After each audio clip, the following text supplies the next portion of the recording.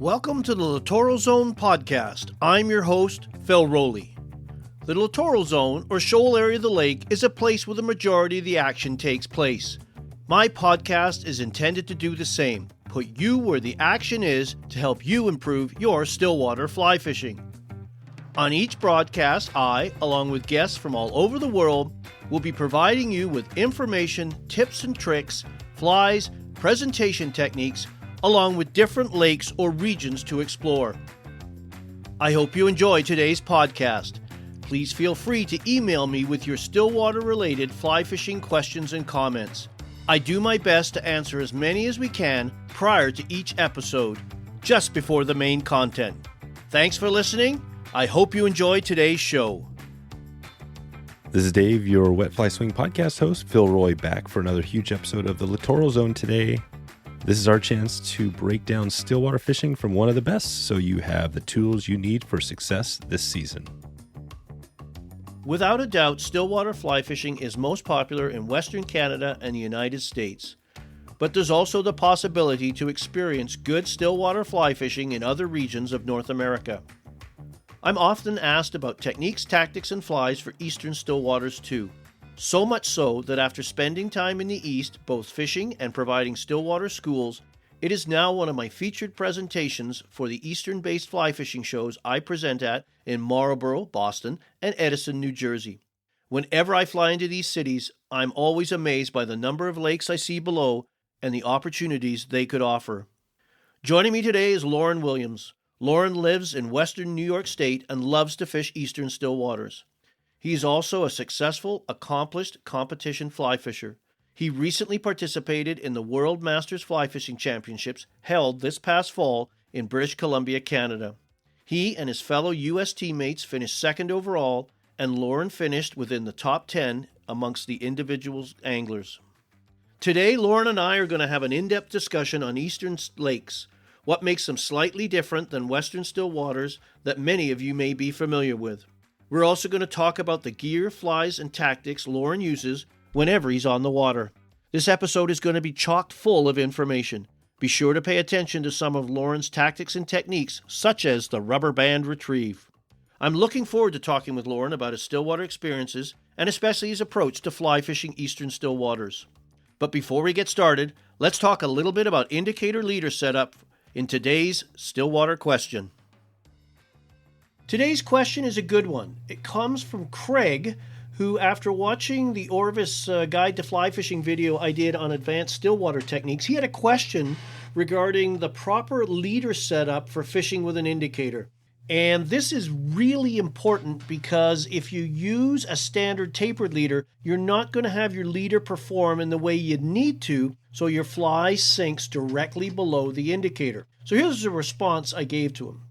The leader I use for the foundation of my indicator rigs is Rio's indicator leader, either a 2X or 3X leader.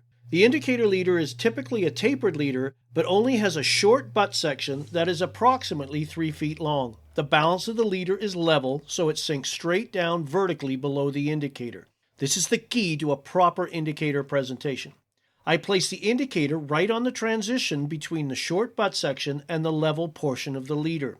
The short butt section provides support between the fly line and indicator, which aids casting. It's also nylon, so it tends to lay on the water surface, which aids in the hook set once the strike is recognized. A level fluorocarbon leader sinks, which can delay your hook set when fish are taking softly.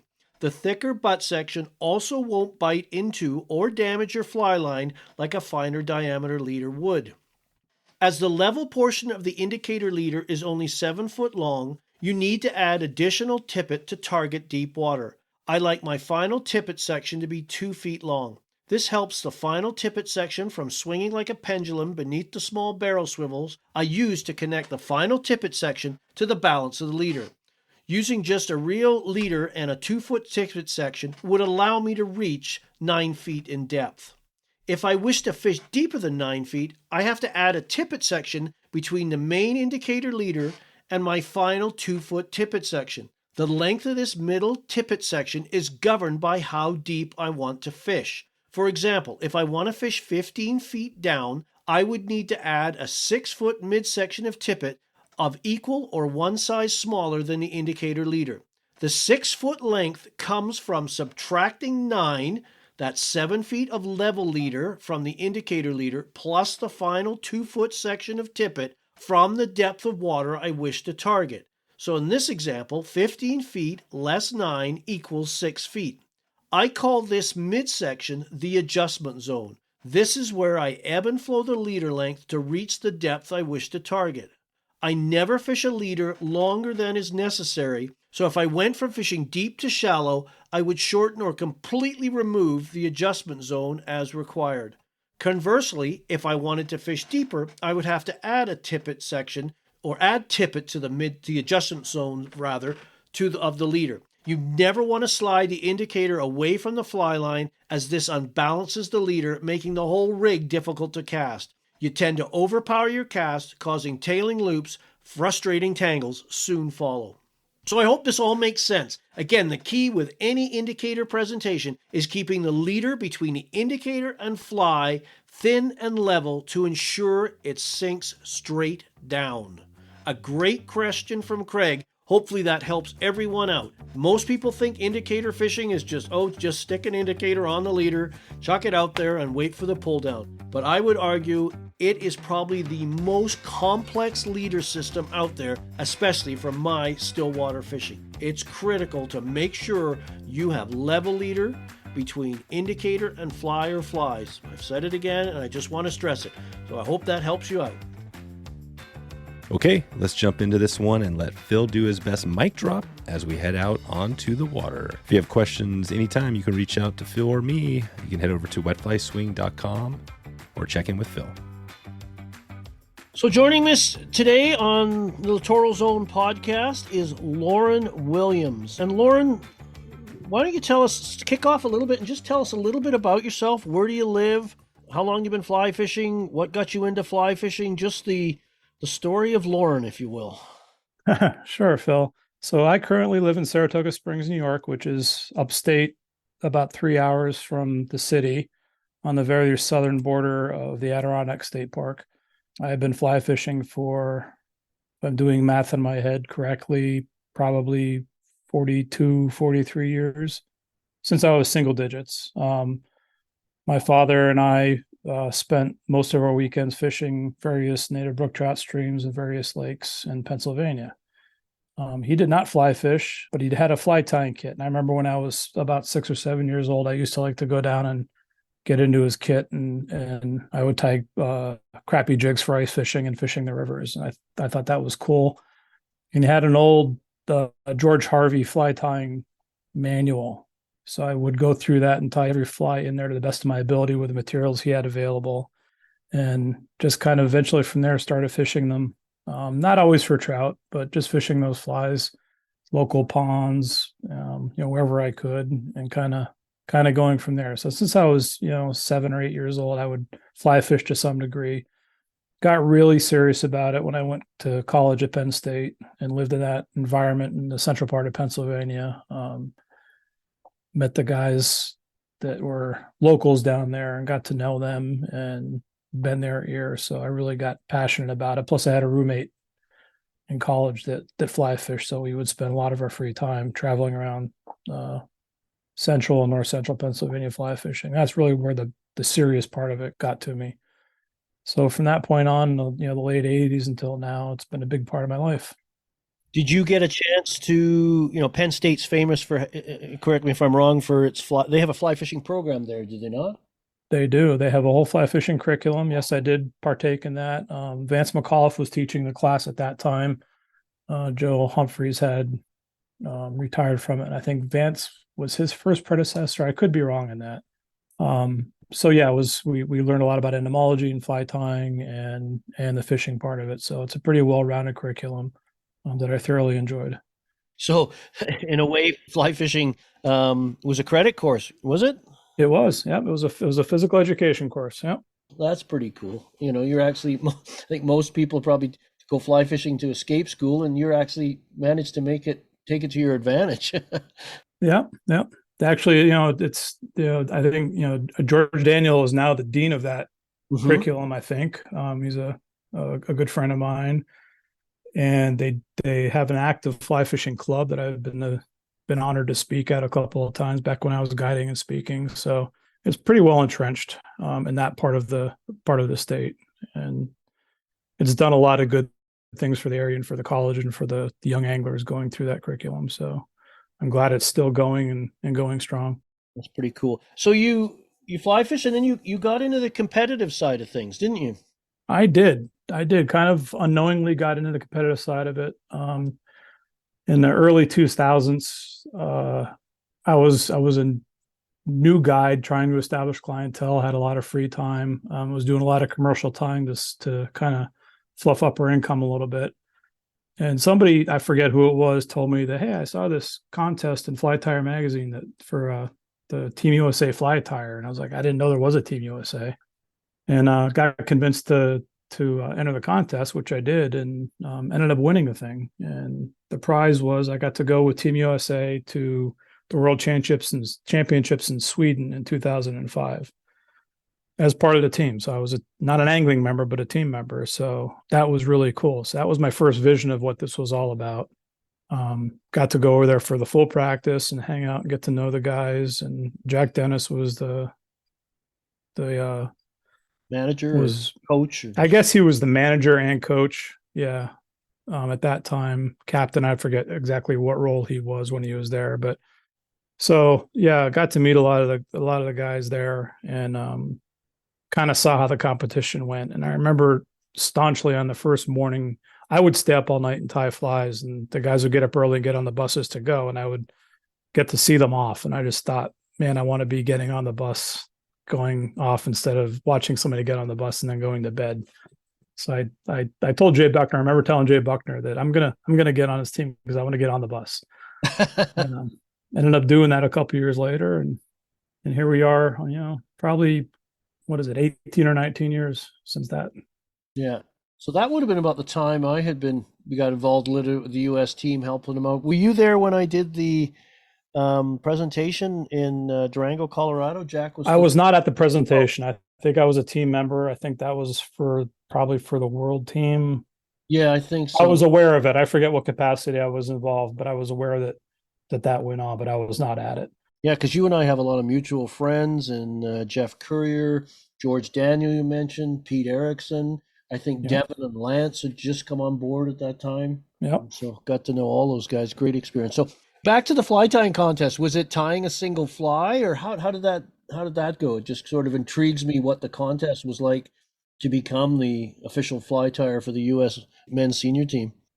So if I remember correctly, they had a number of patterns to demonstrate ability, and then I had to research the area the team was going to and develop a pattern that I thought would be at least worthwhile to practice with based on the entomology of the area. And I think that was the most difficult, because I was never been in Sweden. So I had to do a lot of research on, the fish that they were going to catch and what the bugs they ate, and then come up with a pattern that was, I thought would be effective without having any competition knowledge whatsoever. Didn't even know the rules or what any of it was about. So that's what I went with. I tied what they told me to tie, and I did the research and wrote an essay and managed to win the thing. That's cool. That's cool. What was your fly for Sweden? What was it? A nymph, a dry? Yeah, it was a basic, like a Kelly Green caddis nymph, because a lot of Racophilia caddis in that part of the world, and that's pretty much all grayling eat are caddis, because that's pretty much all that exists over there are caddis. So they're a caddis specialist. At least that's what my research told me. So that's what I went with, and I was truly blessed to have been made aware of that competition and to get into it and succeed in winning it, because it opened up a whole new world for me, no doubt. Absolutely. So then that takes you wanted to get on the bus, and then sounds like you finally got on the bus. Yeah. So I came back, and that was the time that Jack had really started the qualification process. So we had to do regional qualifiers and produce there to get moved on to the national championships. And so it took time and money to go to these competitions and succeed so that you can progress to the next level. And I managed to do that. And I think I made the team. I believe it was the 2007 Nationals in Boulder, 2006 or 2007. I think it was 2007. So there's about a year of qualifying to get to that point, and finished well enough at the Nationals to get selected on a team. I I think that was the year Devin made the team. Mm-hmm. Scott Robertson made the team. A bunch of the guys are just still on the team now, and that I fished with at Worlds came onto the team at that Nationals. The team I went to Sweden with, that was Pete Erickson, and Jeff was not there, but Jeff was certainly one of the spines of Team USA at that point, but he wasn't in Sweden. But I met Pete there. Scott was also did really well in the fly tying contest, and he was there as an auxiliary team member in Sweden. So I got to meet Scott, and we developed a friendship from that point on. So how many competitions did you participate in? Oh boy, I don't know. Overall competitions, I can't count anymore. I've been to so I coached the youth team at 2 different world championships. I was on Team USA at 2 world championships and on the Masters team for 3 world championships. Yeah, and you just finished competing in the World Masters that was held in Kamloops, British Columbia earlier this year. And checking the tables, you did pretty good, I thought. Yeah, we had a good finish. We won the silver medal. The year before we won gold, so we certainly wanted to recapture that, and we didn't. It was a very, very tight finish, but we did not win the gold. But we're happy with the silver. Our team did well. Our captain Pete Erickson did win the individual gold. So to bring home 2 medals from one competition is always a positive. But it was a difficult competition. I mean, the organizers got thrown some interesting conditions that were beyond their control, and then you had the old end of September weather on the lakes there. So those are also nothing for the faint-hearted as a lake angler to fish those conditions. No. What was your final position? I recall it was pretty good. Yeah, I think I finished overall, I believe it was 8th or 9th. I know Brett and I were neck and neck. I think Brett edged me out at 8th and I got 9th. So yeah, I was doing okay going in the last day, and Tonka, got the best of me like it does a lot of people. Yeah, she can be a little moody. I have lots of it, and of course, in competition, we fish Tonka recreationally, totally different. But yeah, talk to me about what was your impression. Being from Eastern North America, what was your impression of the lakes? So they were not my first. To be all honest, I fished those lakes, especially Tonka and Corbett, a number of times in the past with the North American Lockstyle series that Tato Ishii put on. So I'd been up there a number of times. Those lakes were not unfamiliar to me. I was looking really forward to fishing Roche because that's my favorite lake that I fished up there. And of course, They had a winter kill, so we did not fish that. So I got to learn some new lakes. Canal Lake was, reminded me a lot of Roche. The fish were different, but the lake reminded me the way it was laid out and the way it looked was most Roche Lake to me. So, of those 3 lakes, I do love Tonka. And by the time the competition rolled around, the algae bloom had, whacked off quite a bit by the time I got to it. So it was fishing a little more like its normal self. What was your best tactic, if you're willing to part with? I have no secrets, Phil. Yeah. So I was in the boat with the silver medalist who, Mike Laramouth, who ended up with the silver medalist, and he was my boat partner when we were 2nd and 3rd going into that session. So we buddied right up, and we both had the same plan. We wanted to hit the shrimp eaters in the shallow water, and we kind of knew we had at session 5, so we kind of knew where all the other guys had been focusing, and kind of logic played that those fish had seen enough that we should probably find some water that maybe it was less pressured, and we knew right out in front of the resort that water is motored by, nobody fishes it. So we started right there, never left. We were into a lot of fish, we just couldn't keep them on. Imagine a place where a river meets your doorstep without breaking the bank. Introducing Jackson Hole Fly Company, redefining the online fly shop experience. JH Fly Co. designs and manufactures all of their own products so they can deliver high-quality fly rods, reels, flies, and gear directly to your door at incredible prices. Whether you're a novice angler or professional guide, we think you're going to love Jackson Hole Fly Company. You can visit them right now at jacksonholeflycompany.com.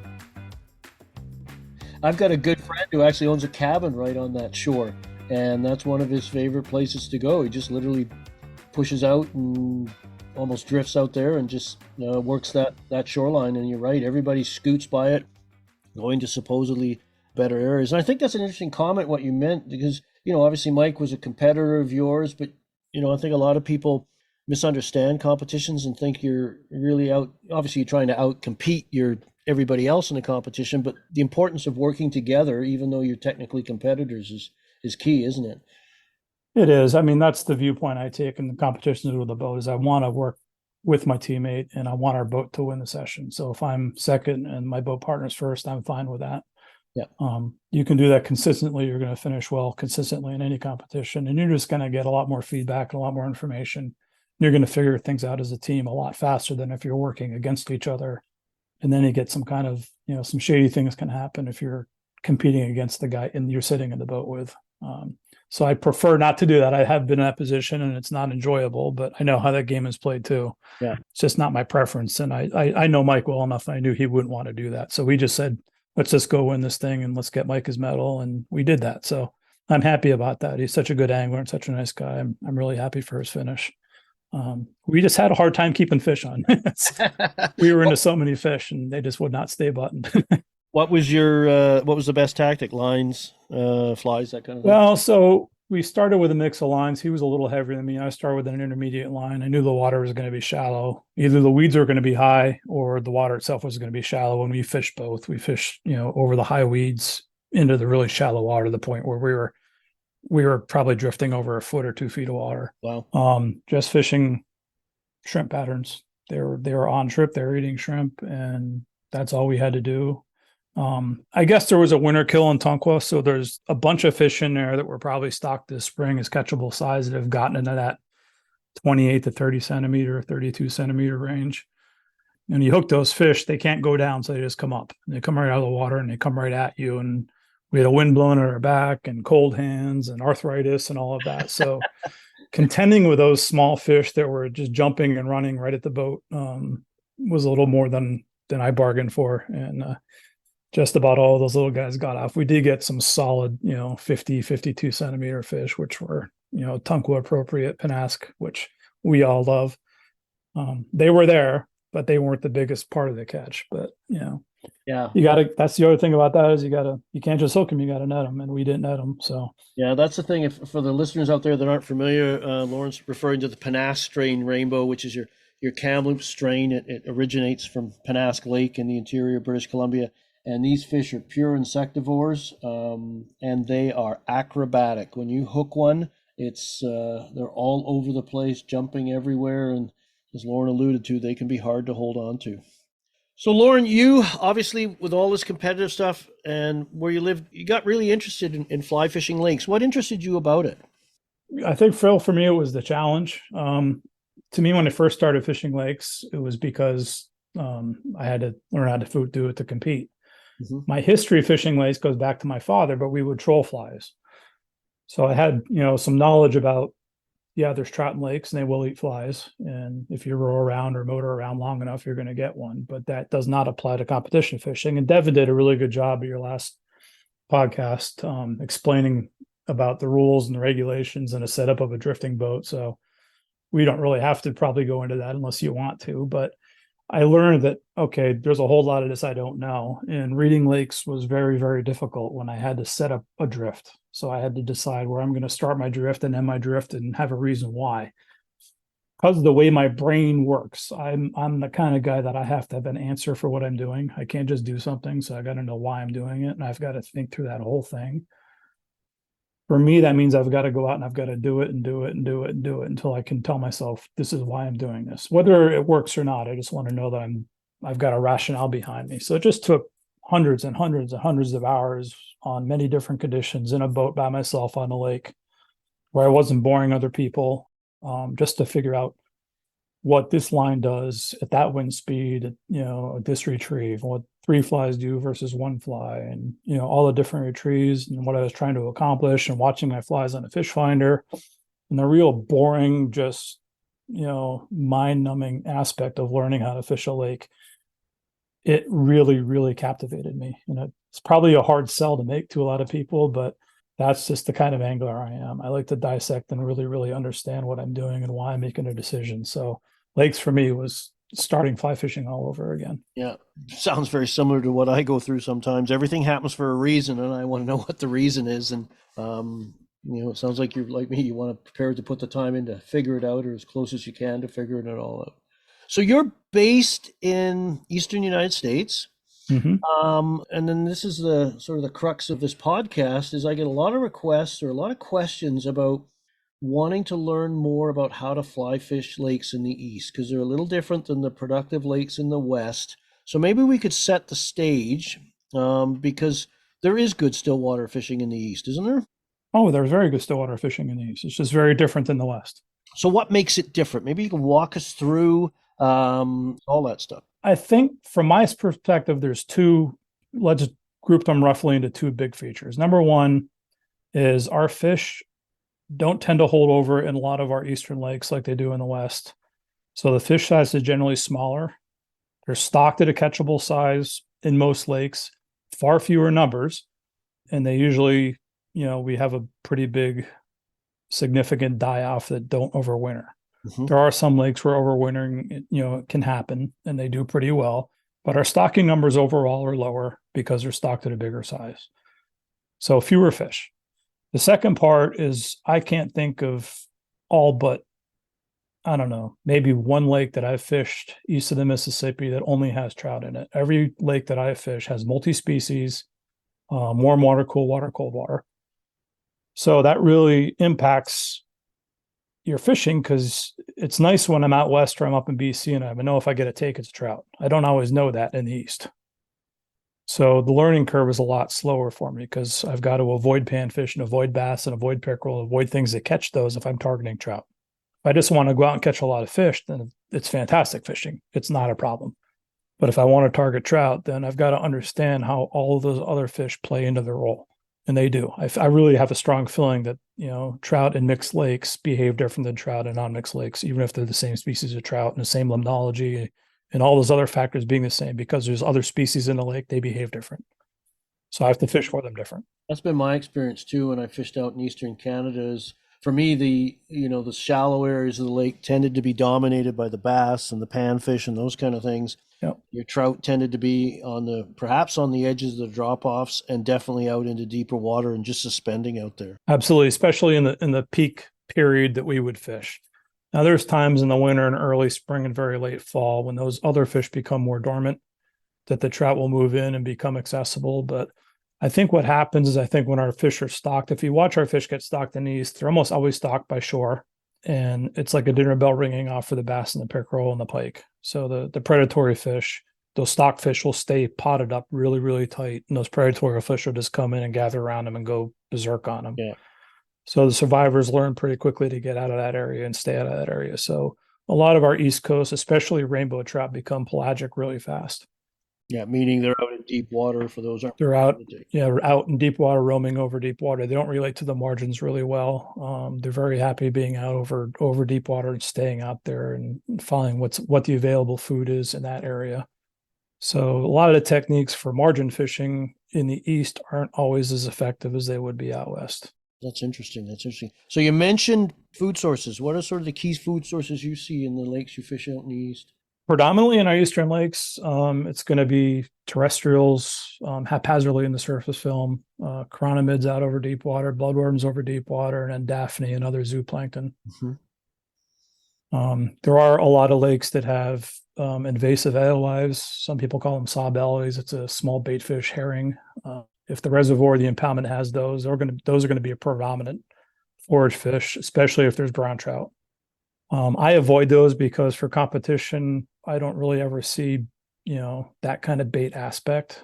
And it gets very hard to duplicate that and practice on that in a lot of our reservoirs because those fish can be pretty deep and the trout relate to them. So I don't want to plumb down 40, 50 feet with a streamer pattern to imitate a bait fish because it's not really realistic and I don't even find it fun. So I don't do that. I've done it a little bit for lake trout, and it's more about proving that you can get a fly down to 50, 60, right, 70 feet than, something you'd want to, do time and time again necessarily. So that's interesting because that's very similar to my observations. And I've done some schools in Eastern Canada and quickly figured out, tried working the shallows and had a great time hooking small bass and panfish, but never saw a trout. And it wasn't until I got out into the deeper water.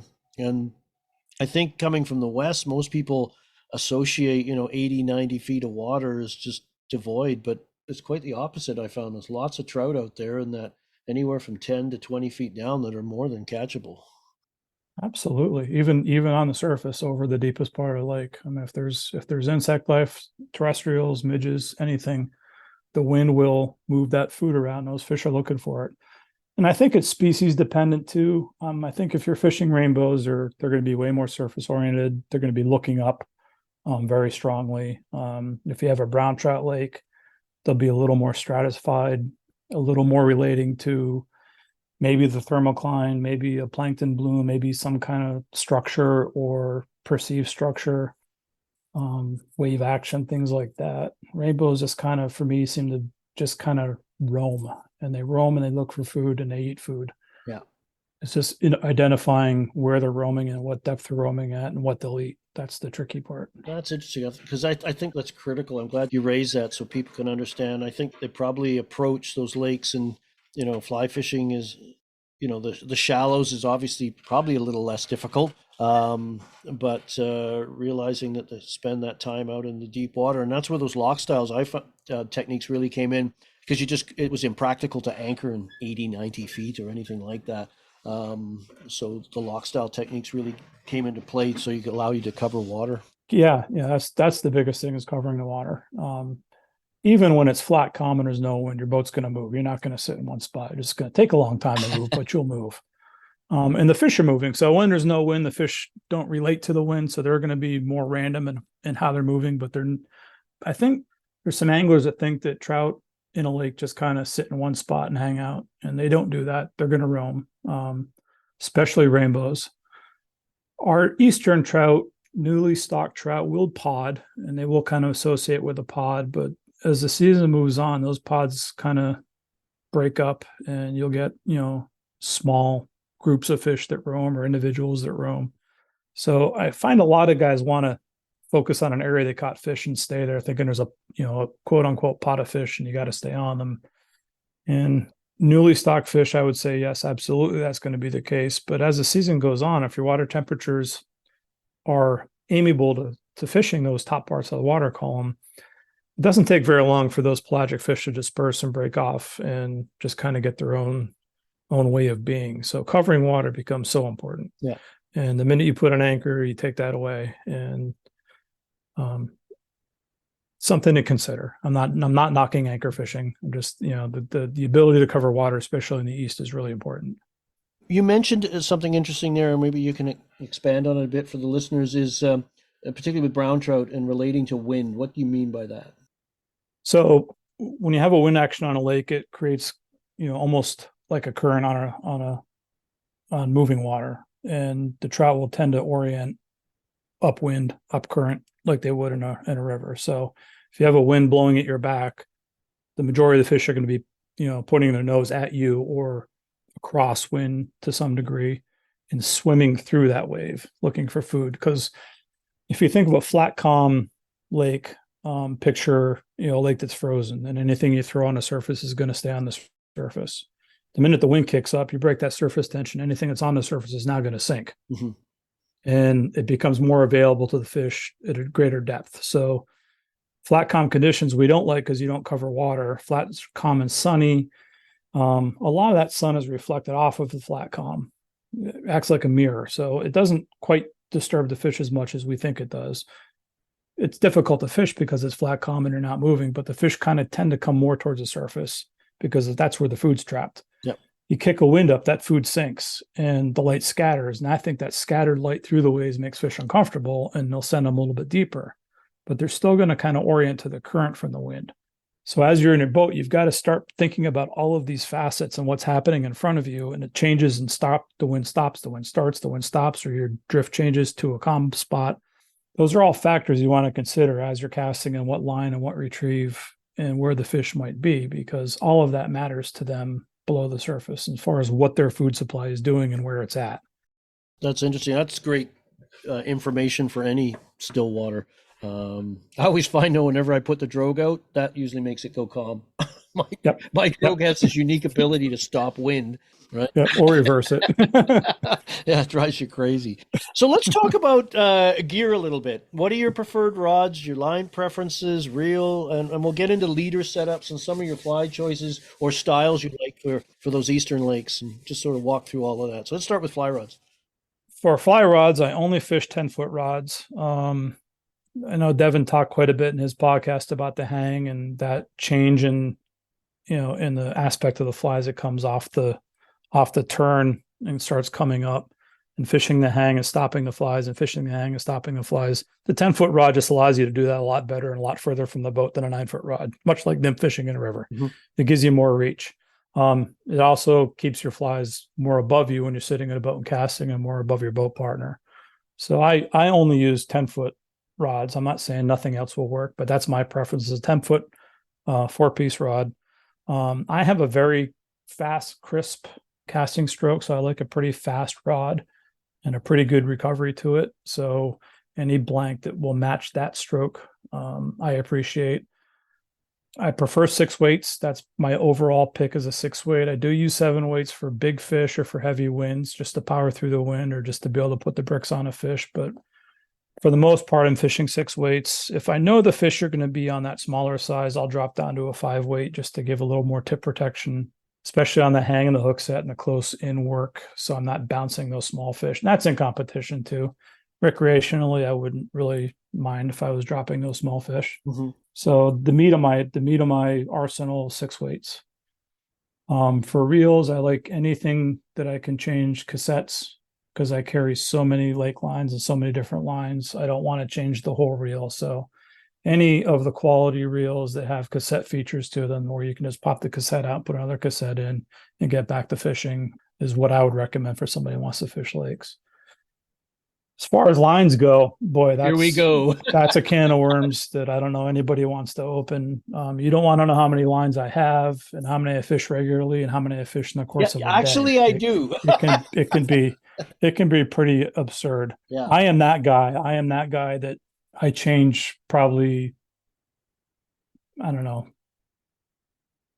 10 times more frequently than anybody else I fish with. So if I'm not sticking fish, I'm changing something about every 3rd or 5th cast. Okay. Somewhere in that range. If I know where the fish are at, if I have a good idea, okay, the fish are here, I'm not catching them, I'm changing either my line, my retriever, my fly every 3rd to 5th cast. Okay. So first of all, full confession here. How many fly lines do you have with you on any given day? 15 or better. You and I are soulmates. Yeah, people look in my gear bag and go, holy, what the heck is that in there? I said, those are only the paranoid survive, right? Yeah, it depends if I'm home or if I'm traveling is a big part of it. So if I'm at home, it's upwards of 20. Yeah. If I'm traveling, it's more towards 15. Yeah. Yeah, you got to make those decisions mostly because of airline baggage rate. Yep. So do you have favorite lines? Ones you tend to use more often than others? Oh, so if it was a perfect world, I would fish nothing but a floating line, or a midge tip my whole life, and I would fish nothing but nymph or chironomid patterns with a hand twist retrieve. If that's all I could do, I would be so happy. Unfortunately, other factors dictate the possibility of that. Yeah. So my favorite line, absolutely a floating line. And the more old and the more beat up and the more cracked it is, the more I like it. So it's really hard for me to take a floating line I've had on for 5 years off, because it just starts to get fishing good.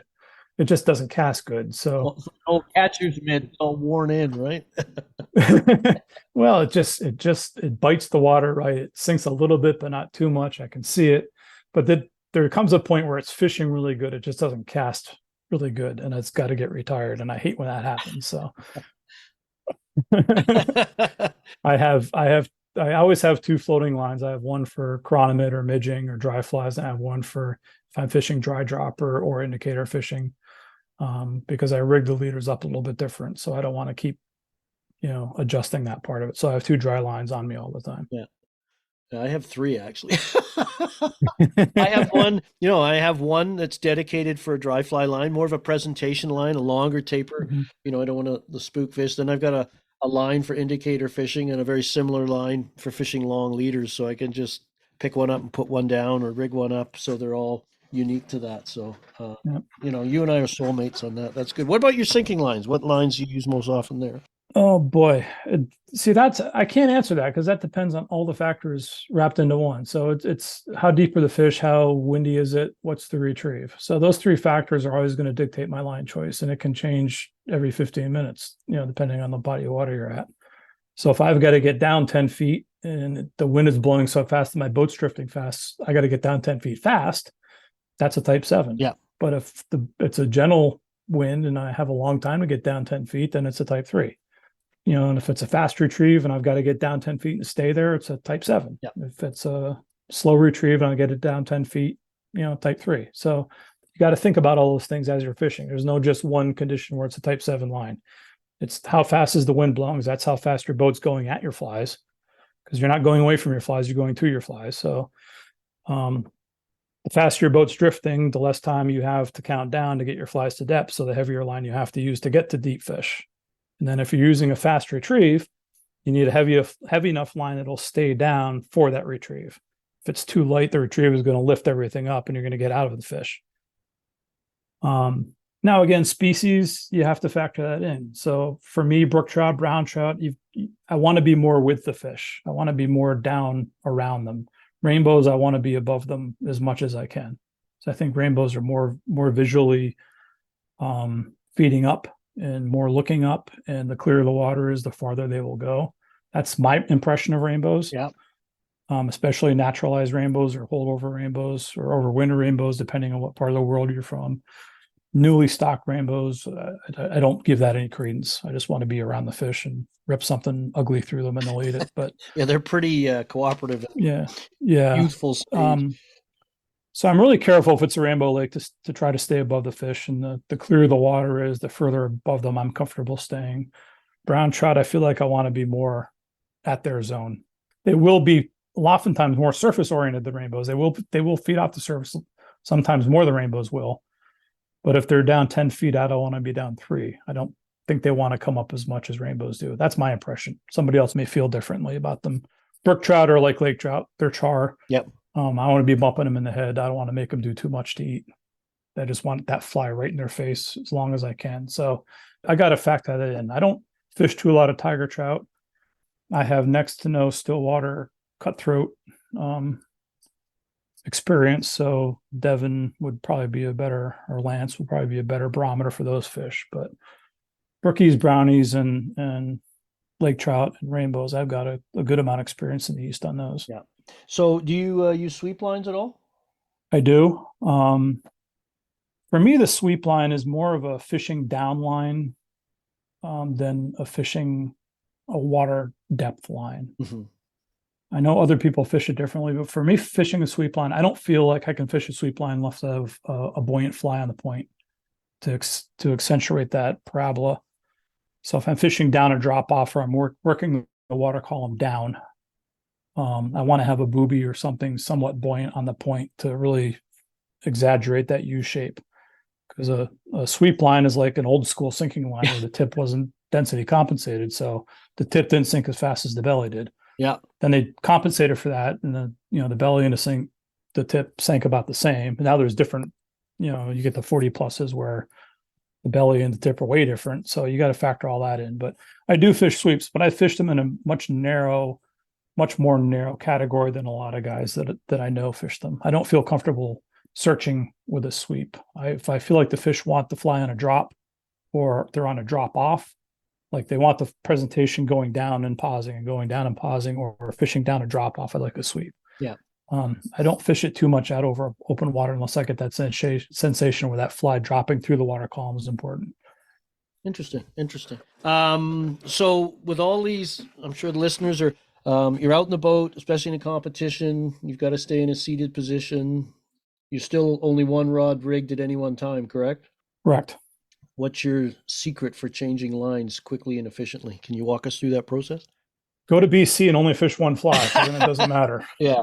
Then I just cut it off, reel it all in, and put a new cassette in and strip it all back out. Yeah. So if I'm fishing multiple flies and I change lines, I want to keep the same fly on, then all my lines are rigged with a short 10 centimeter section of 15-pound maximum with a perfection loop at the end.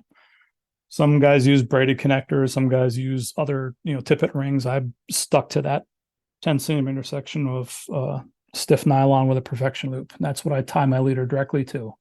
So if I'm fishing a tandem fly rig and I want to keep the same team of flies on and just change my line, then I reel that knot in about halfway down my rod, clamp my hemostats to the end of the leader, cut it off, put the new line on, strip it back up, tie it back on, and pull it back out. Yeah, that's very similar to what I do, because the real challenge is threading the rod. Right.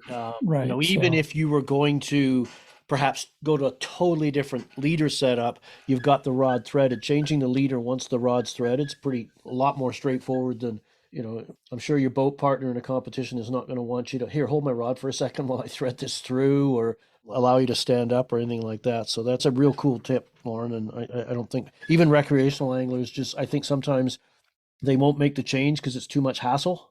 So they miss out on that, as you talked about, that change where if nothing's happening in 3 or 4 casts, that you got to change something. And if you decide to change the fly line, if you're hesitant or reluctant to do it, you won't do it and you're going to miss out. You are going to miss out. And I think I notice a lot of guys, if they have success early with a certain line and a certain retrieve, that it's hard for them to get off of it, but they don't recognize the conditions have changed. Yeah. Or they've stayed on the same fish and put the fish down deeper and they're just not reaching them. So if you stop catching fish, something's changed. You've got to relocate, or you've got to change your line, or change your retrieve, or change your flies.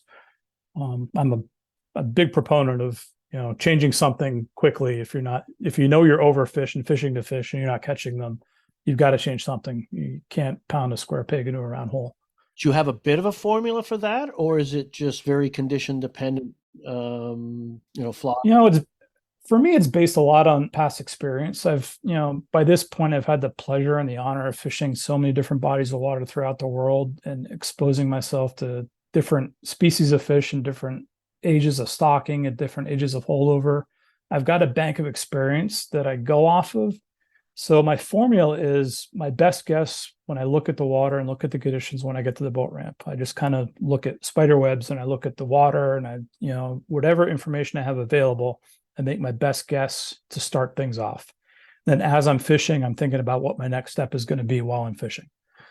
You still have to pay attention to your countdown and your retrieve and when you got to take and what was all that was happening. But I've been able to compartmentalize what I'm doing versus what my next step is going to be. So it's kind of like a chess match for me. I think that's what I like about lake fishing, is my mind is so actively involved in every aspect of it that I'm thinking, okay, if this does not work, what's my next step going to be? And then I've got to answer. I force myself to answer why. It can't just be a crapshoot. So I need to tell myself why you're going to go to that. That's the conversation I have with myself.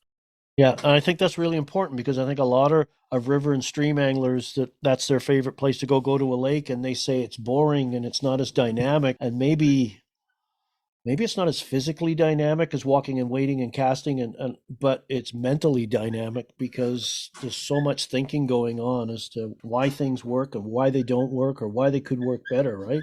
Yeah, and that's why it's nice to have a teammate that, or a person in your boat that you can converse with, that you have, even if they're not as experienced as you, they have something to offer. Yeah. Maybe they're a local to the water and you're not. Maybe they're,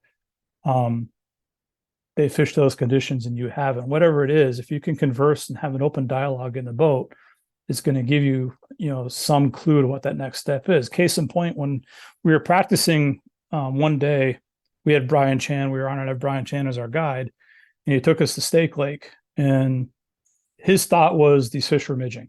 So I went to a chironomid. I was fishing chironomids on a floating line. And it wasn't working for me. He took us to a part of the lake that I could tell it was 4, 6, 8 feet, muddy bottom. It was a cold day. It just screamed bloodworms to me, and he kind of winked at me when I mentioned bloodworms. So he affirmed my next step for me. I was thinking bloodworms. He kind of gave me the wink, like the look, like, yeah, I would do that too. Yeah. So I put a bloodworm pattern on a floating line, fish it static, and I got 4 or 5 fish pretty quick.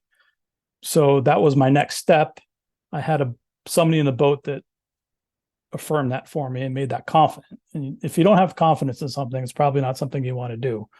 At least, when you're trying to catch fish. It's a good thing to do when you're out practicing or just, trying to, get yourself more well-rounded to practice some of the things you've heard about. But when you're in a boat with somebody, you can talk back and forth to get that kind of extra vote of confidence to me is really, really helpful. So in that particular situation, it just, affirmed that was going to be my next step, and it really worked out. It didn't last very long, but when it worked well. Yeah.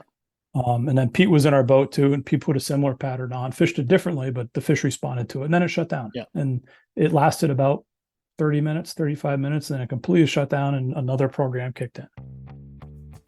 Skwala Fly Fishing puts as much time, thought, and effort into designing fishing apparel as you put into finding fish. Founded in Bozeman, Montana by a group of fly anglers who wanted better gear, Skwala builds functional, comfortable, and dependable fly fishing apparel.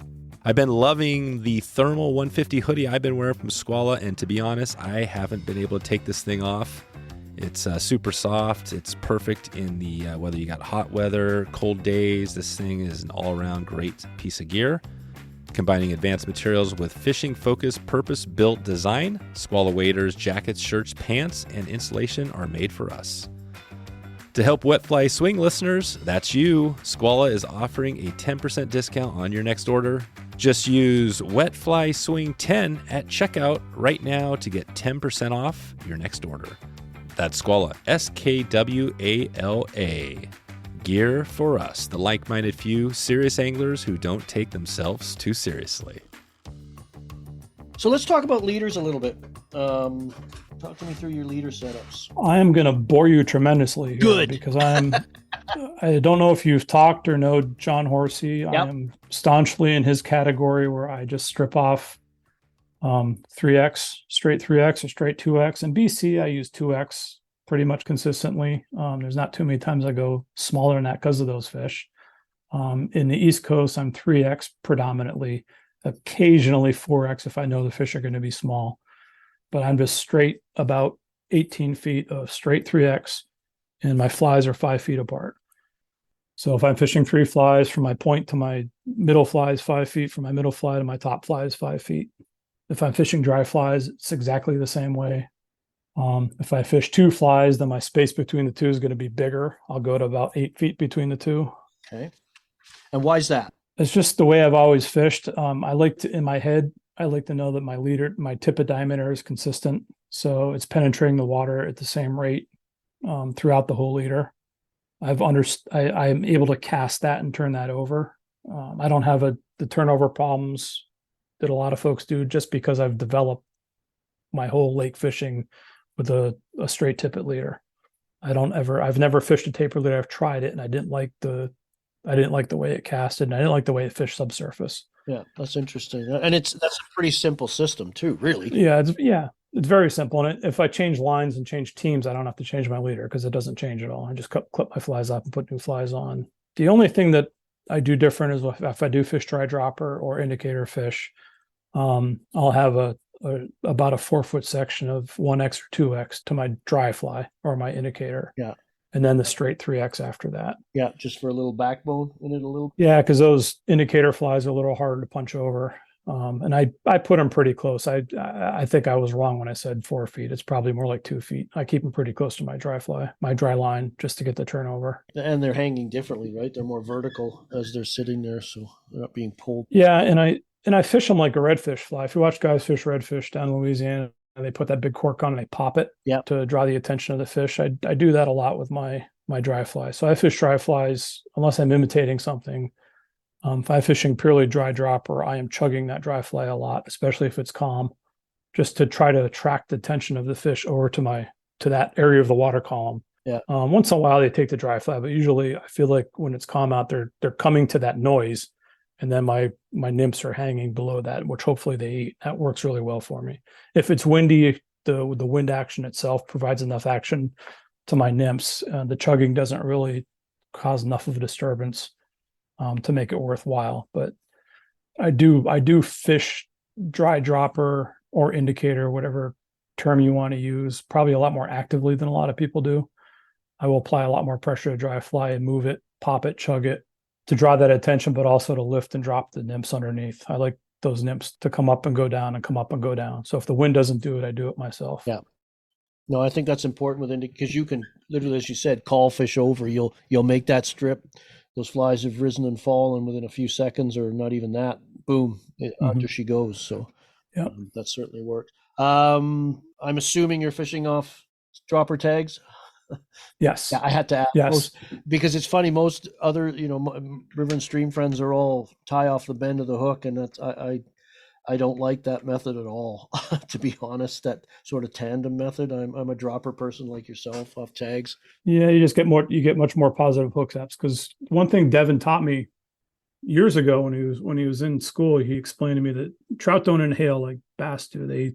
They physically eat. So when they go to take a fly, if it's tied rigidly to the tippet, they're just going to move that fly away from the mouth as they try to eat it. Yep. So you'll get a take, but a false hookup. The tag leaves that fly independent from the rest of the leader, so they can get a much more positive take on it. You get a much more positive hook set. Plus, you can change flies a lot easier that way. I can change one fly without affecting my whole leader. Well, yeah, and I also worry too when you tie one fly onto the back end of another fly on the bend, that you negatively impact the fly that you're tying on the bend to, because it's Absolutely. to me, it's like a truck and a trailer. Your truck is far more maneuverable without a trailer, but when you put the trailer on, now that your vehicle behaves differently. So I just don't think it moves as well. And like you say, when you got to change one, you pretty well have to disassemble everything. So right, some people tie off most people tend to tie off the bend of the hook. Some people tie off the eye of the hook, which is a little bit better, but you still have that rigidity. Yeah. Sometimes when I'm just really in practice mode, if I'm fishing dry dropper, I'll tie a clinch knot around the leader above the dry fly and let it slide down, and the dry fly will stop it like a right angle leader. Yep. Just because it's faster, but in competition that's not legal. So I usually everything's off a tag. Okay. So Eastern Lakes fly choices, what are some of do you see any differences or similarities between what you've seen in the West, for example? No. All the flies that work in the West work in the East. It's the water type and the fish behavior, the two big differences. Yeah. So all the trash flies that work in the West work in the East. Blobs, worms, mops, all of that stuff will work. I think a lot of guys don't fish enough chironomid patterns, static or near static in the East. I think a lot of guys tend to put on a bugger type pattern and strip, which can work. There's no doubt that can work.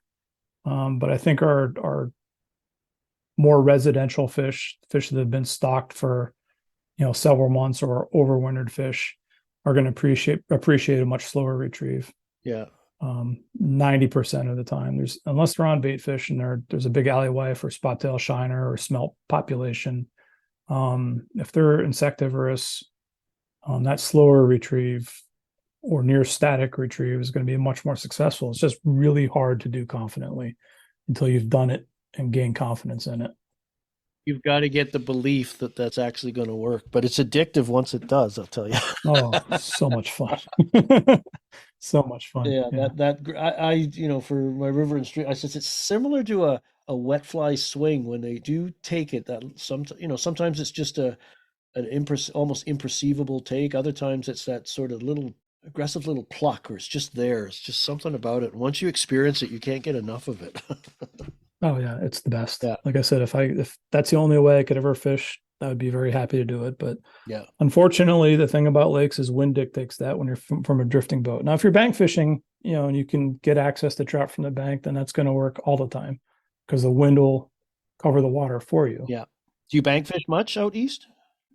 Not a lot, because none of our lakes are conducive to it. Yeah. The trout are either not accessible from the bank, or the bank is not accessible to cast. Yeah. There's a mix of both. Yeah. There's some lakes where you can wade out far enough where you can cast and access the fish, but they're pretty rare. And you're kind of limited, to where you can do that. And there's, I can't think of too many lakes where you can just go out and fish around the whole lake. You can do that in a lot of lakes out west. You can, get out, and they have pretty broad margins and big littoral zones, and the overhang behind you is a lot of times it's sagebrush and things like that, where you can cast and access the bank, and the fish are there, and you don't have to deal with bass and panfish and golden shiners and all of that other stuff. In the East, you don't really have that too frequently, where you're just catching fish you don't want to catch.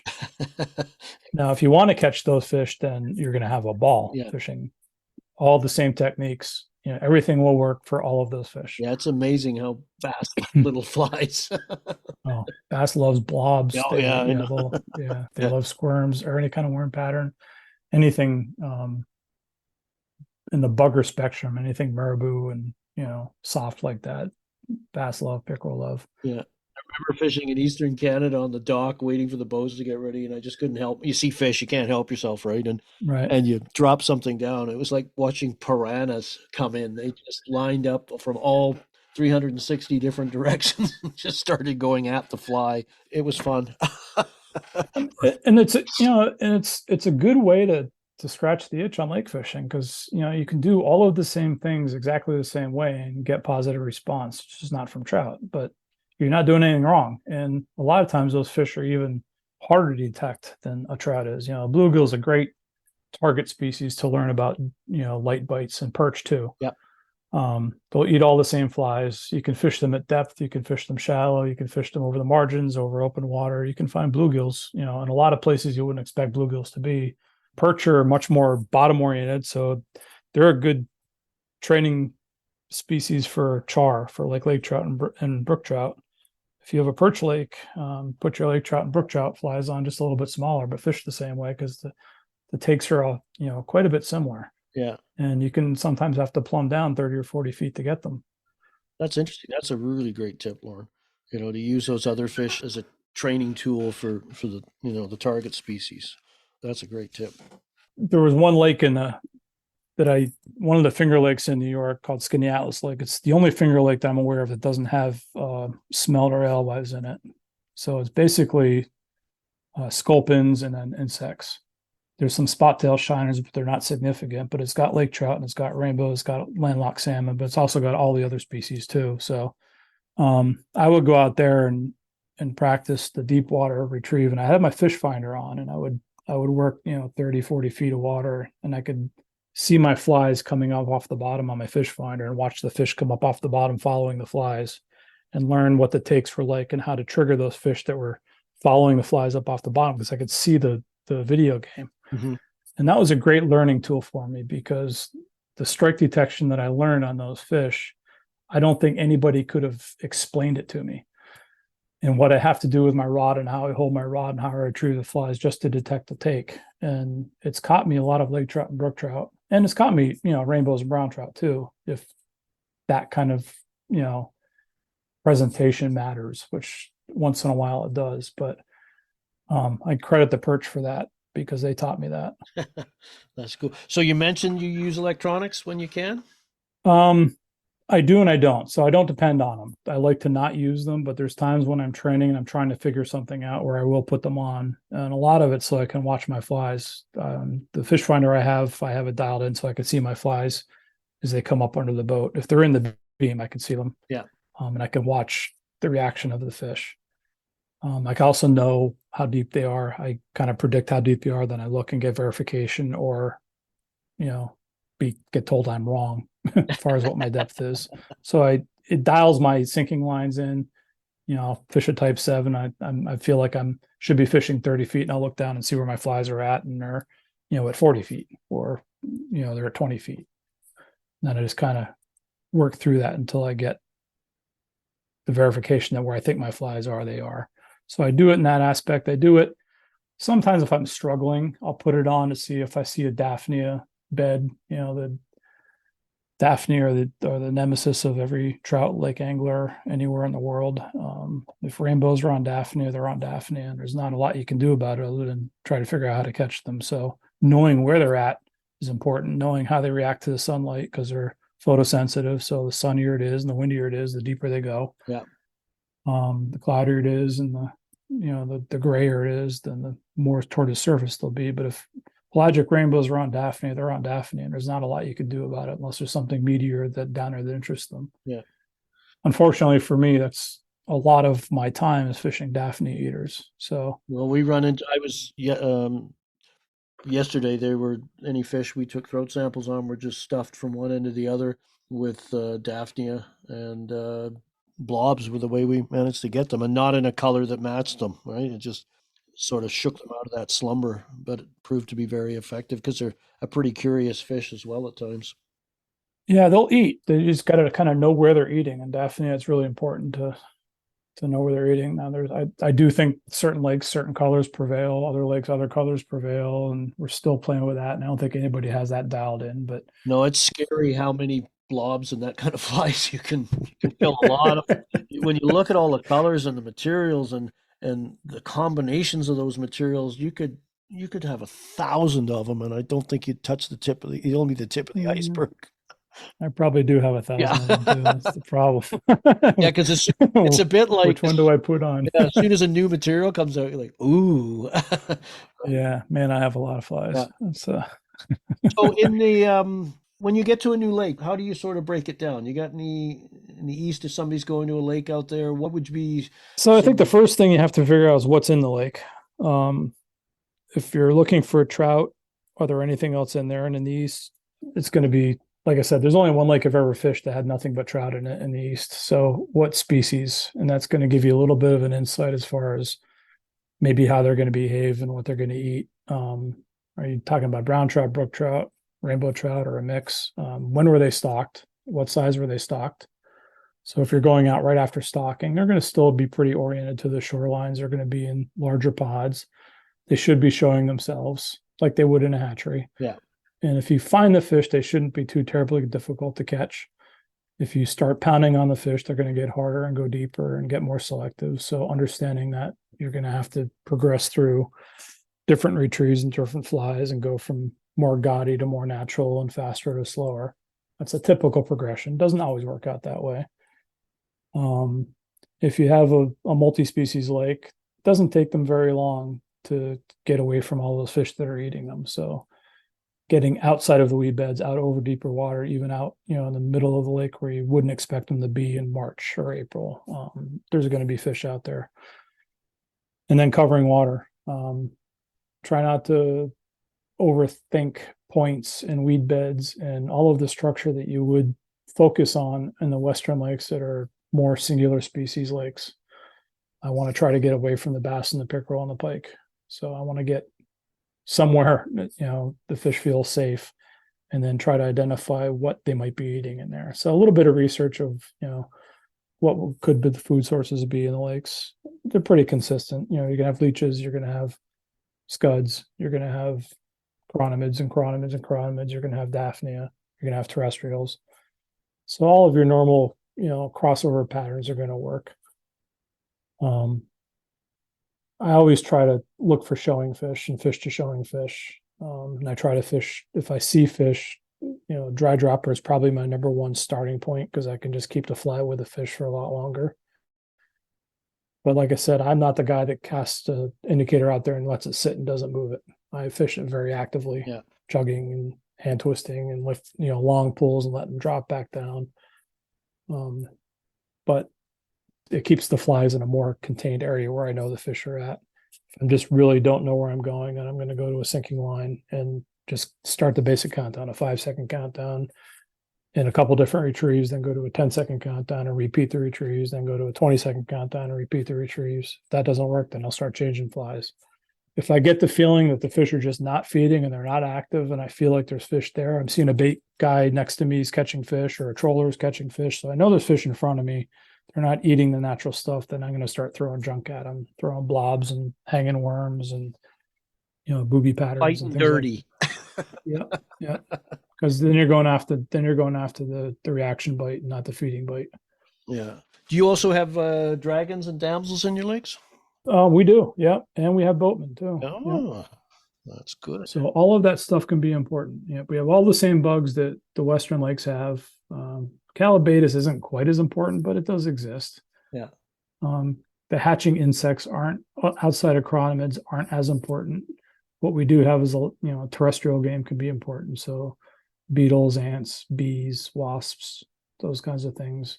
Snails are a very underlooked food item in lakes that a lot of people don't imitate and don't fish.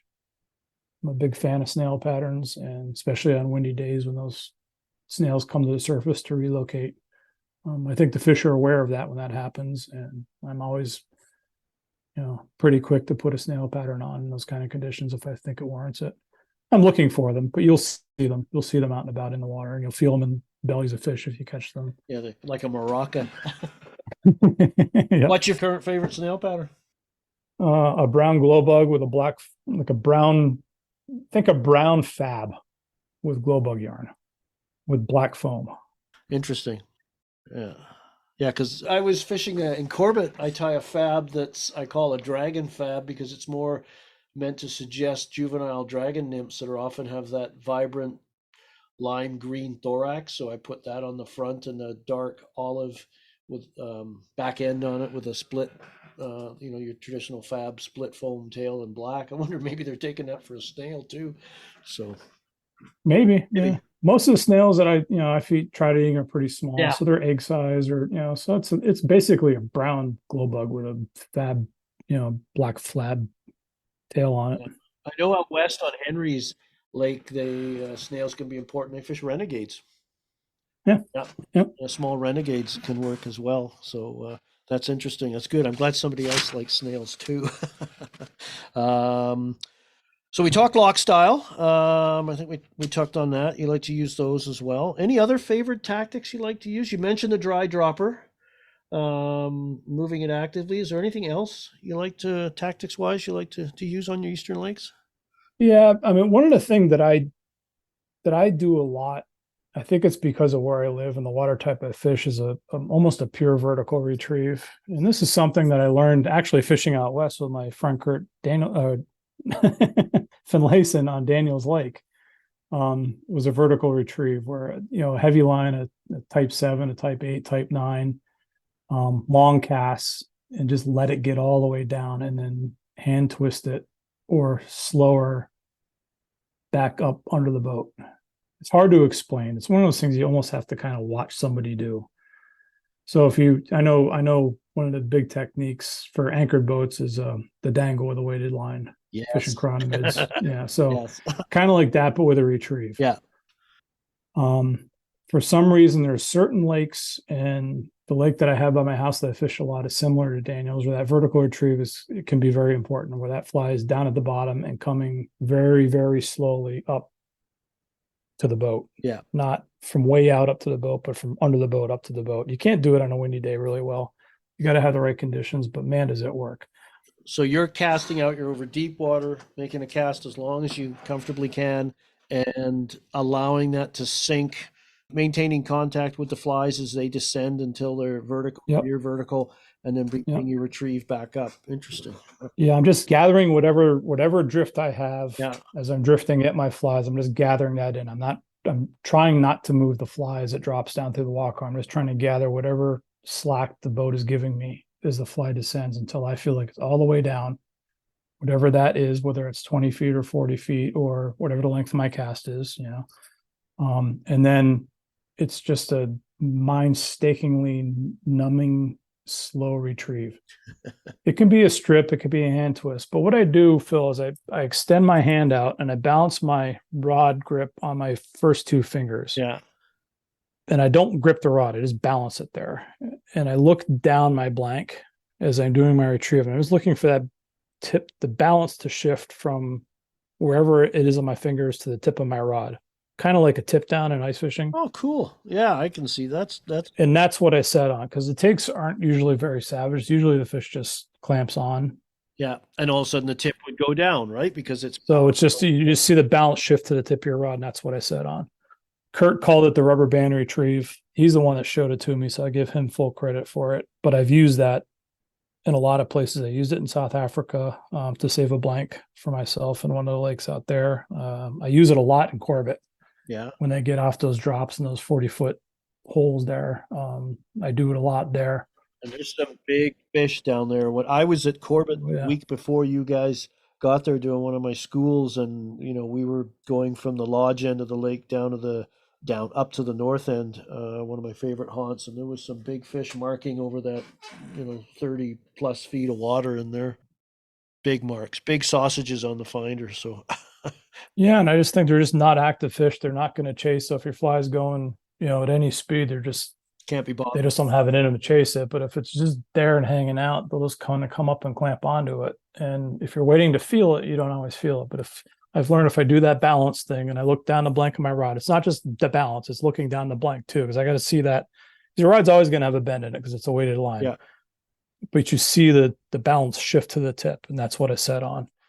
That's one I use a lot when things are really, really tough in the east, because I'm almost always fishing over, deeper water when those conditions are going on. And for me, it's usually some type of bugger, and a humongous works well. But any type of bugger I like a really long tail. Yep. On a lot of my buggers, like 2 or 3 times the shank kind of thing. Yeah, Yeah.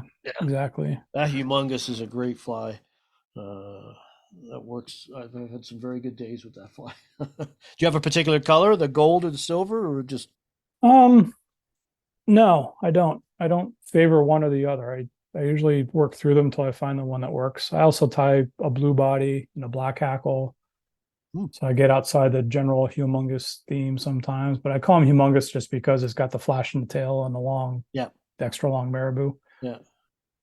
I probably get yelled at because I don't have bead chain eyes. I have a bead on the hook, and I don't use chinchilla hackle. I use grizzly and all of that other stuff, or something else. But the style, the humongous style, the flash is important for attraction, but also when that tail is so long, it's important to keep it from falling around the hook too. So it's got its form and function. Well, this has been fascinating. And I'm hoping that people listening to this, particularly my Eastern listeners, and when I travel out East and try to convince them that there's definitely good stillwater fishing. I think I told you when we talked that flying into places like New Jersey and you descend out of the west and just see all those lakes as you come into Newark, I'm just scratching my head going, there has to be some fish in there. Yeah, a lot of those reservoirs have big fish in them too, and those reservoirs almost all have the alewives in them too. So that would be another humongous kind of opportunity. Definitely, I'd be putting big humongouses on for those kind of situations. Is there anything you'd like to add that we perhaps haven't covered, or something tweak the memory or a thought? We didn't talk too much about dry fly fishing. Sure, let's go. I think that's probably something that a lot of guys don't do enough, in my opinion. And I think it comes from the river setting where they want to see rising fish to fish dry flies. And I admit it too. I want to see rising fish on lakes to fish for dry flies. But when the water temperatures permit fish to be near the surface, and if you have rainbow trout and they're pelagic and the surface conditions are tight, or it's a ripple, or it's, flat calm, I wouldn't ignore, on the film, on the surface presentations with a team of flies. And 3 flies, 5 feet apart, you're covering a pretty good feeding lane. Yeah. And it's not quite like casting the rising fish, which you should do always. Every time you see a fish rise, you should strip in and cast to it because there's a fish there and it just ate something. But even if they're not rising, they're going to be looking up. And when it's dead flat calm, anything that hits the water is going to stick in the water. Anything that comes near the surface is going to stick in the surface. So they're aware of that. So having flies there and ready for them is probably equally productive than, casting out a bugger and stripping it back blindly. Yeah. I'm not saying cast it out and just let it sit there, ad nauseum, but make a cast, count to 20, pick it up, and cast to a different feeding lane. Yeah, it's pretty dynamic, isn't it? Because you're not just, like you said, you're just not pitching it out there and then slowly falling asleep. You let it sit for a second, because often that splat calls them in, right? And yep, exactly. Yep. They're not there within that 10, I might strip it a little bit because sometimes a little bit of movement will pull them in. And if nothing, put it somewhere else. So it's pretty dynamic in some ways, more so than just casting, sinking, allowing the fly in line to sink and then retrieving it back, which can be to some pretty tedious. But dry fly fishing is definitely dynamic on lakes, and something I don't think we do as much as we should. I don't think I do it as much as I should. And I do it quite a bit, but I do think you should, as soon as you cast it, and anything you do lake fishing, as soon as you cast it, a couple of long strips, because you want to get everything tight. Yeah. And when you're fishing dries, you want to get those flies. They may not all land 5 feet apart. Yeah. So those first couple of strips will get them spaced apart, so you're covering as many fish as possible.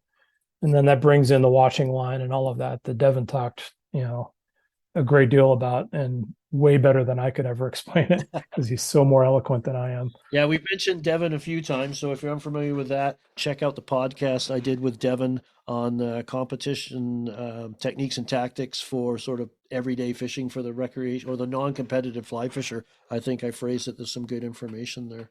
So, have you got favorite handful of dry flies or dry fly styles you like to use?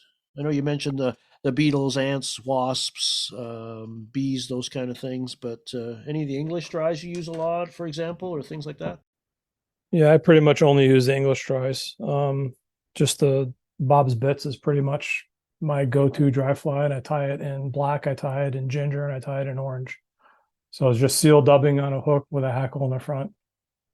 Typically for the ginger and the orange, I use a brown hackle, and for the black, I use a black hackle. Just 1.5 turns of cock dubbing in the front. Yeah, yeah. That's just as much so I can see it a little bit better as it is for flotation, because the seal is going to float really well. And I tie them big. Yeah, I think a lot of guys, kind of give too much credit to the trout brain. I fish most of my dries in 10s and 12s. Yeah. Rarely do I go smaller than that, even if there's calabatus hatching. They're going to eat a ginger Bob's Bips pretty well. Yeah, I had a friend who would say, if you're hungry for an apple and there's a bowl of apples, you're going after the big one. Yeah. You want the French fry with a carrot on it too. Exactly. That's what I say, or the French fry with a ketchup on it. That's what I say about hot spots. Yeah. Funny, I think when somebody ever offers you a plate of food or something like a hamburger or a hot dog or French fries, you just gravitate to the biggest one, right? Because it piques that hunger in you and you want it bad. So, no, I think that's a really, really cool tip, Loren, that using the dry flies, because people just think it's all, from my experience talking to anglers out in the East, it's just deep water and it's too deep to fly fish. And if anything, you've proven that it's anything but that. Yeah, I think it's over deep water a lot. It's not fishing deep. Yes. Much of the time though, and as far as dry flies go, I do also fish, a good amount of shuttlecocks when there's a midge emergence on. I'm usually fishing some variation of a washing line, and a shuttlecock will be on there at some point. Sometimes there's 2 of them. Yeah. Which is basically some kind of chironomid pattern with a big CDC wing. And I put 6 to 8 CDC feathers in it. And it's long and it's big.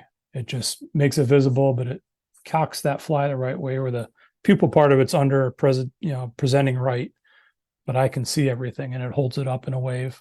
Yeah, that tough to CDC is purely for you. Yeah. Do you fish it natural, or do you fish some vibrant colors, maybe stand out on certain conditions? No, every CDC pattern I fish is all just the natural gray. Yeah, the dyed ones I haven't had a lot of luck with. The dyeing process kind of does something to the fabric of the CDC fibers and fibrils themselves, and it doesn't perform the way I want it to. I will use some dyed stuff subsurface, but for dry flies, I stick to the natural CDC. Hopper patterns I do fish too. They're good terrestrial kind of patterns, and caddisy kind of patterns. I do fish caddis. If there's caddis out there, I'll put a caddis on. Damsel flies. If there's damsels on the reeds, I'm going to put a damsel on. I'm not going to put a Bob's Bits on. Okay.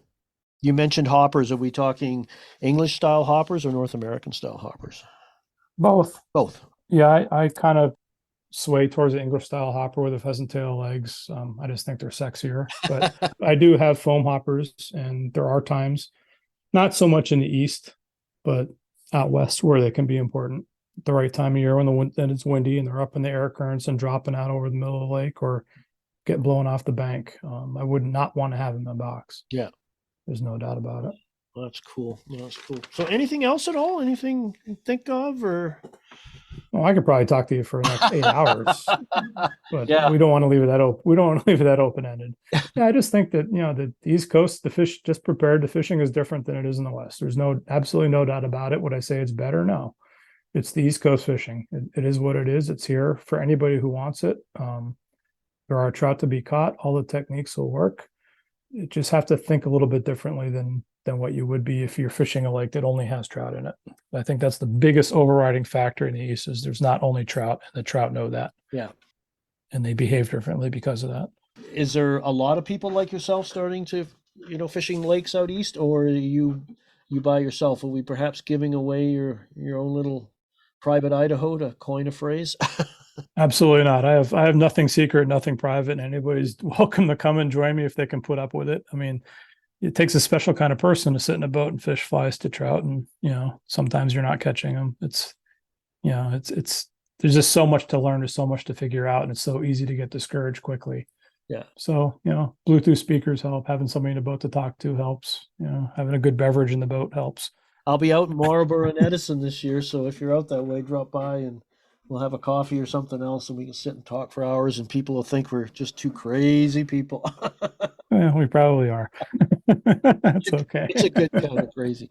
So, Loren, if somebody wanted to speak more to you, how would they what's the best way to get in hold of you if they wanted to? Probably the best way to get a hold of me to get a response is by email. Mm-hmm. And that's my first and last name with 595 after it. And that's a Gmail account. Okay. So that's Loren Williams at 595@gmail.com? Loren Williams 595 at gmail.com. Okay. And we'll have that in the show notes too. So, all right. And you do the social media at all? Probably not. I am on Facebook. I'm not an influencer by any stretch of the imagination. I'm more there just to keep tabs on my family, and but people can reach me there. There's absolutely not a problem with it. Okay. And then I'm at Adipose Fan on Instagram. Yeah. And you can also message it through there, right? Sure. Yep. Anybody's welcome to message me about anything. I'm a case study for introverts. I always look angry and miserable. I'm really not. I just look that way. So forgive me if I come across as unapproachable. I'm not. I just look that way and sound that way. This has been great, Loren. I've really enjoyed this. I think it scratched an itch. A lot of my listeners, particularly those out east, have asked about, is it possible to fly fish lakes out east? And the answer is an obvious yes. And we talked about the equipment, your gear preferences, all of that stuff, and some great tactics and techniques we talked about as well. I learned listening to some stuff. You talked about some interesting concepts there that I'm looking forward to adapting to my repertoire. That's half the fun, I think, of doing these podcasts, is I get to learn as much as the listeners do. So I really appreciate you taking the time to speak with me today. And I look forward to one day we'll meet somewhere on the water and can bore the heck out of each other. Well, we should plan to do that. Yeah, we should. Otherwise, it won't happen. Nope. Let's make a plan for it. So all right. Hopefully I'll see you at East. All right, Loren, thanks so much.